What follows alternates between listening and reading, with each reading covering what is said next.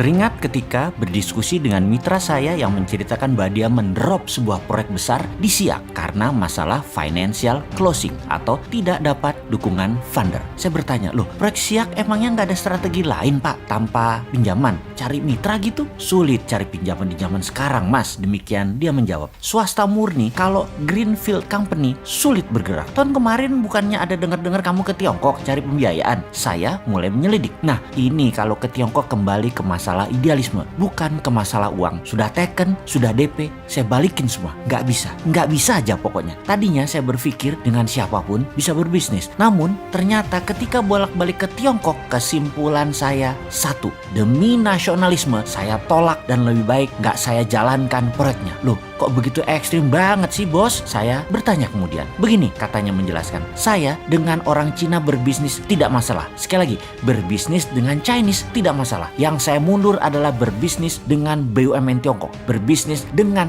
negara Tiongkok. Dengan mata kepala sendiri saya melihat dan memahami setelah bolak-balik dengan mereka dalam 1 tahun terakhir ini. Pertemuan demi pertemuan, diskusi dan menyaksikan sendiri apa dan siapa mereka. Tiongkok itu membagi dua secara global bisnisnya. Dalam negeri, swasta yang mengelola, yang bermain kira-kira 80%. Luar negeri, BUMN Tiongkok yang bermain hampir 90%-nya. Pemerintah dukung dana, dukung fasilitas lainnya ke BUMN Tiongkok untuk menggarap luar negeri. Dengan 1,5 miliar manusia di Tiongkok, mereka memerlukan pangan dan kerja buat penduduknya. Tiongkok membuat grand strategi dan policy. China is not a country. China is civilization. China itu bukan negara, tetapi komunitas. Diaspora Cina menguasai seluruh jagat raya. 2-5% di sebuah negara, pasti diaspora Cina berada di sana. Dan bagi mereka, yaitu Tiongkok, melihat mereka semua itu adalah satu civilization yang bisa dimanfaatkan akar budayanya. Lalu saya perhatikan,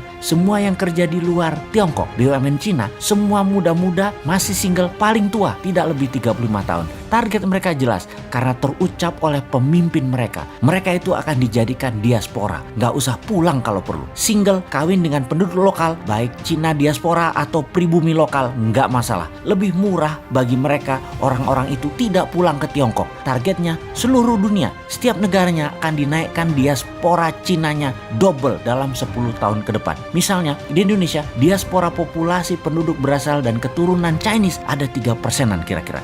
Dalam 10 tahun akan menjadi 6% dari jumlah penduduk. Ini mungkin banyak yang tidak percaya informasi seperti ini. Ini strategi Tiongkok. Ini bagian dari obor One Belt One Road. Yang 3% itu saudara kita. Tapi yang baru itu mesin perang. Dan akan tidak nyaman saudara yang sudah berpaspor hijau dari sejak lama. Namun itulah taktik perang ekonomi dan hybrid war ala Rusia Morishkova 2.0.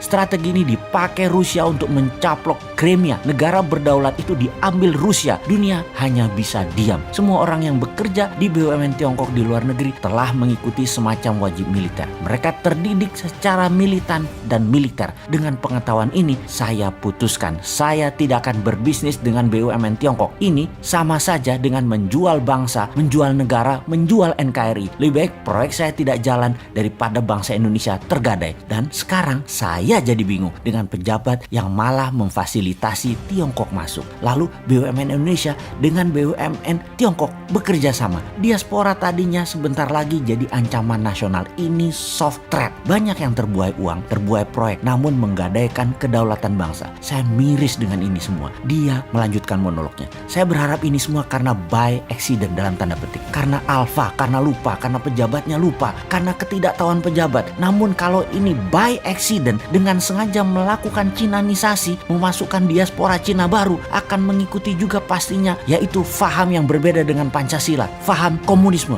Menurut saya, rakyat rasa tidak akan diam nih.